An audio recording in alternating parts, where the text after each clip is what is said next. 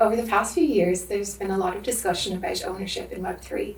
So there was an initial boom in 2020, and then since 2022, we've had what a lot of people are calling a crypto winter.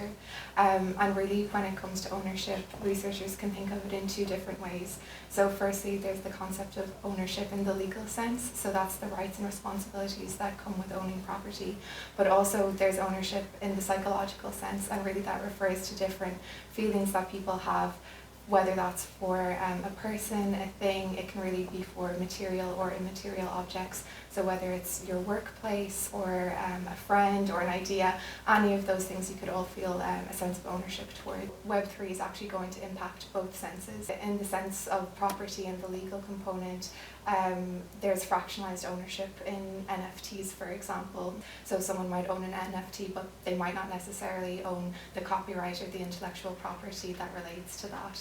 And then also ownership is going to be impacted in the proprietary feeling sense in Web3. So we know already from existing research that people can feel a sense of ownership for material and immaterial objects. So obviously that extends to things like digital assets and virtual goods. So both of those are going to be affected again. So there are definitely a number of different narratives around the new ownership models in Web3.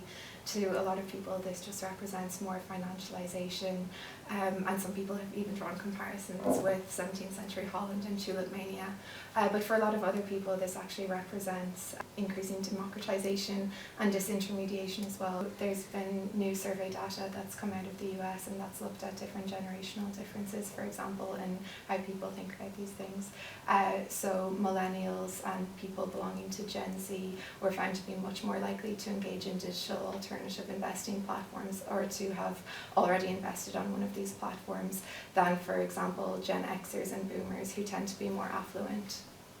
So any organisation that's thinking of creating new models of ownership in Web3 should really think closely about the human motivations that are drawing people in. That's going to be really important to understand.